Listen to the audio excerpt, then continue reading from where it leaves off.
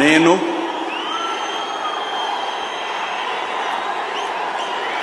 నారా చంద్రబాబు నాయుడు అనే నేను శాసనం ద్వారా నిర్మితమైన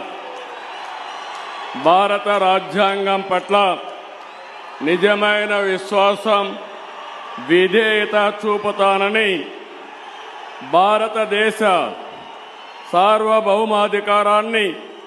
సమగ్రతను కాపాడుతానని ఆంధ్రప్రదేశ్ రాష్ట్ర ముఖ్యమంత్రిగా నా కర్తవ్యాలను శ్రద్ధతో, అంతఃకరణ శుద్ధితో నిర్వహిస్తానని,